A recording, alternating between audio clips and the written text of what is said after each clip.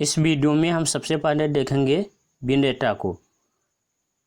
सबसे पहले हम देखेंगे ठोसों के द्रव में बिंडेटा, solubility of solids in liquid. एक निश्चित ताप पर ठोस पदार्थ की ग्राम में जितनी अधिकतम मात्रा 100 ग्राम बिंदायक में यानी कि द्रव में घोला जा सकता है उस पदार्थ की बिंडेटा कहलाता है, और इसका मतलब ग्राम प्रति 100 ग्राम बिंदायक होता है।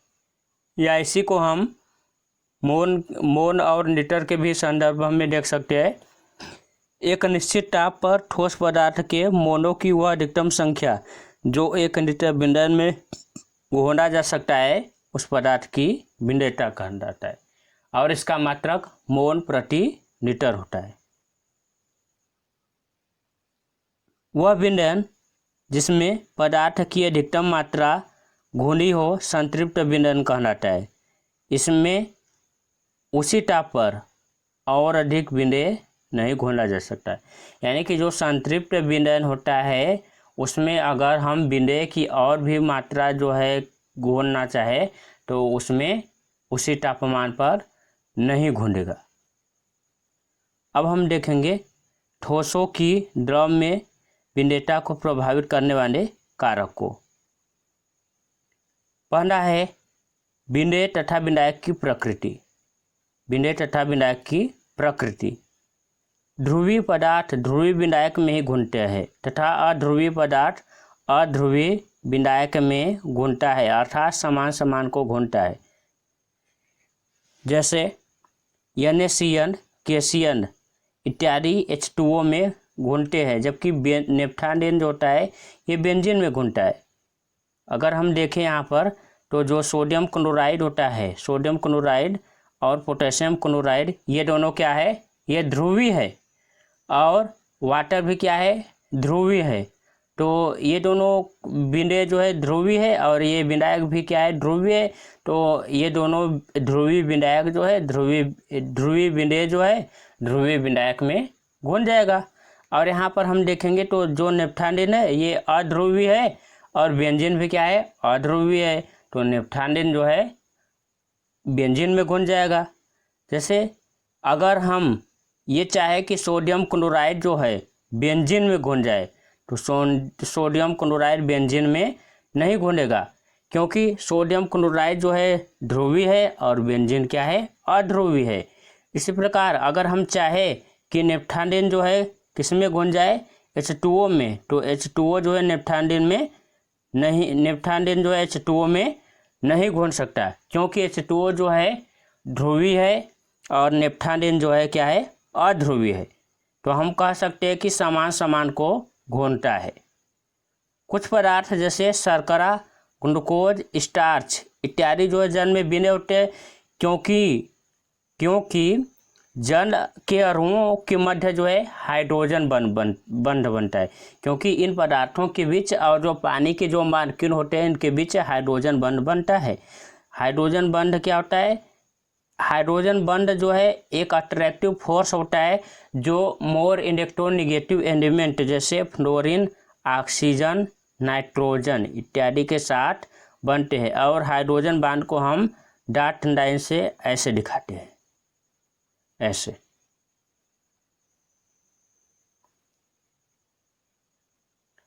अब हम देखेंगे ताप का क्या प्रभाव होता है। ठोसों की द्रव में बिंडेटा पर ताप का क्या प्रभाव होता है। तो नासाटेंडीय नियमानुसार यदि डेल्टा H का मान 0 से कम है, डेल्टा H का मान 0 से अधिक है, अर्थात बिंदे को बिंदायक में घोलने पर ऊष्मा अवशोषित होता है, तो ताप में वृद्धि करने पर ठोस की बिंडेटा में वृद्धि होगी। यानी कि जब डेल्टा H का मान 0 से अधिक होगा तो बिंदायक को हम घोलेंगे जल में, तो क्या होगा, उसमें जो है ऊष्मा अवशोषित हो गया। तो ताप में अगर हम वृद्धि करेंगे तो ठोस की बिंडेटा में जो है वृद्धि होगा। जैसे एग्जाम्पल के लिए अमोनियम क्लोराइड, पोटेशियम क्लोराइड और सोडियम और सिल्वर नाइट्रेट। और यदि डेल्टा H का मान जो है 0 से कम होता है, अर्थात विंडेय को विंडायक में घोलने पर ऊष्मा मुक्त होती है, तो ताप बढ़ाने पर ठोस की विंडेयता कम हो जाती है, जैसे सोडियम हाइड्रोक्साइड और कैल्शियम एसीटेट इत्यादि। अब हम देखेंगे गैसों की द्रव में विंडेयता। गैसों की द्रव में विंडेयता, solubility of gases in liquids. Gases होती है एक निश्चित मात्रा में जल या अन्य द्रव में विंडेय होती है। जल में घुला हुआ ऑक्सीजन जलीय जीवों को जीवित रखता है। पानी में जो ऑक्सीजन घुला होता है वो बहुत अधिक मात्रा में नहीं घुला होता है, एक बहुत ही कम मात्रा में घुला होता है, जिससे जो जल में रहने वाले जीव जंतु होते हैं वो जीवित रहते हैं। किसी द्रव में गैसों की विंडेयता उसके अवशोषक गुणांक द्वारा प्रदर्शित होता है। अवशोषण गुणांक, अवशोषण गुणांक क्या होता है? किसी निश्चित ताप एवं दाब पर, किसी निश्चित ताप एवं एक एटमॉस्फेरिक दाब यानी कि एक वायुमंडलीय दाब पर विंडायक के इकाई आयतन में घुली हुई गैस का सामान्य ताप व दाब पर निकाला गया आयतन अवशोषण गुणांक कहलाता है। किसी निश्चित ताप एवं एक वायुमंडलीय दाब पर विंडायक के इकाई आयतन में घुली हुई गैस जितना होती है, सामान्य ताप और दाब पर निकाला गया उसी के आयतन को हम क्या कहते हैं? अवशोषण गुणांक कहते हैं। अब हम देखेंगे गैसों की द्रव में विंडेयता को प्रभावित करने वाले कारक को। गैसों की द्रव में विंडेयता को प्रभावित करने वाले कारक को सबसे पहले हम देखेंगे गैसों की प्रकृति। गैसों की प्रकृति, नेचर ऑफ गैसेज। जो गैस विंडायक से क्रिया करके यौगिक बनाते हैं या आयनित हो जाते हैं, वे क्या होते हैं? विंडायक में घुलनशील होते हैं। जो गैस विंडायक से क्रिया करके यौगिक बनाते हैं या आयनित हो जाते हैं, वे क्या होते हैं? विंडायक में घुलनशील होते हैं, जैसे ammonia, HCl, HBr, SO2, CO2 इत्यादि सब क्या होते हैं? पानी से या द्रव से, जो भी द्रव होते हैं उनसे क्रिया करके जो है क्या बनाते हैं? ये यौगिक बनाते हैं और आयनित हो जाते हैं। इसलिए ये क्या होते हैं? उस द्रव में विंडेय होते हैं। जैसे एग्जाम्पल के लिए अगर हम अमोनिया की अभिक्रिया जो है H2O से कराए तो अमोनियम हाइड्रोक्साइड बन जाएगा, और अमोनियम हाइड्रोक्साइड जो है अमोनियम आयन और किस में टूटेगा? अमोनियम आयन और OH निगेटिव में। जैसे हम बात करें CO2 की, तो CO2 जो है अभिक्रिया करके H2O से H2CO3 यानी कि कार्बोनिक एसिड बनाता है, कार्बोनिक एसिड बनाता है, और जब ये आयनाइज हो जाता है तो H+ और HCO3 निगेटिव में टूट जाता है। जिन गैसों के अवशोषण गुणांक अधिक होते हैं वे गैसें अधिक विंडेय होती है। जैसे एग्जाम्पल के लिए जो अमोनिया होता है उसका अवशोषण गुणांक जो होता है बहुत अधिक होता है, तो इसलिए ये पानी में क्या होता है? बहुत ज़्यादा घुलनशील होता है। तो अमोनिया सबसे ज़्यादा घुलनशील होता है, फिर उसके बाद HCl होता है, फिर SO2 होता है, फिर H2S होता है, फिर CO2 होता है, और सबसे कम कौन होता है? ऑक्सीजन होता है। ऑक्सीजन जो है पानी में बहुत ही कम विंडेय होते हैं। N2O2, C2H2 यानी कि एसिटिलीन आदि जल की अपेक्षा जो है एल्कोहल में अधिक विंडेय होते हैं। अब हम देखेंगे तीसरा जो है ठोस गैसों की द्रव में विंडेयता को प्रभावित करने वाले कारक, विंडायक की प्रकृति। विंडायक की प्रकृति, ध्रुवीय गैसें ध्रुवीय विंडायकों में घुलनशील होते हैं, वह अध्रुवीय विंडायकों में कम घुलनशील होते हैं। जैसे HCl व NH3 H2O में घुलनशील है। HCl और अमोनिया जो है ये दोनों क्या है? ये दोनों ध्रुवीय है, और इसलिए ये H2O में क्या है? घुलनशील है। H2O भी क्या है? ध्रुवीय है। अब हम नेक्स्ट देखेंगे ताप का प्रभाव। ताप का प्रभाव, गैसों की द्रव में विंडेयता ऊष्माक्षेपीय अभिक्रिया होता है, यानी कि गैस जब पानी में घुलते हैं तो ऊष्मा जो है बाहर निकलती है।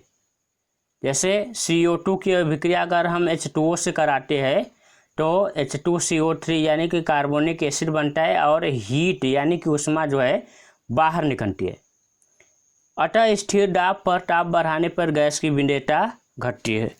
यानी कि जब उसमें जो है CO2 पानी में घोल रहा है, उसमें से ऊष्मा निकल रही है, तो अगर आप क्या करेंगे, उसे जो है हीट करेंगे या तापमान उसका बढ़ाएंगे तो विंडयता क्या होगी, घट जाएगी।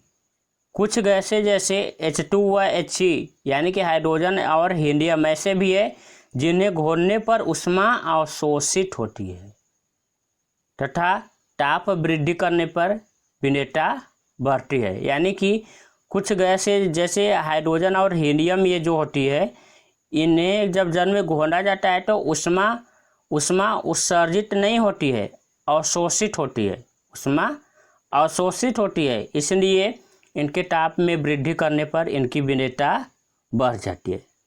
अब हम देखेंगे चौथा फैक्टर, विंडायक में अन्य पदार्थों की उपस्थिति। विंडायक में अन्य पदार्थों की उपस्थिति। यदि विंडायक में कोई विद्युत अपघट्य या कार्बनिक पदार्थ आदि अन्य पदार्थों की उपस्थिति में गैसों की द्रव में विंडयता घट जाती है। होता क्या है कि जब हम विंडायक में किसी जो है कार्बनिक पदार्थ या किसी विद्युत अपघट्य को डालते हैं तो उस विंडायक में गैसों की जो विंडयता होती है वो घट जाती है।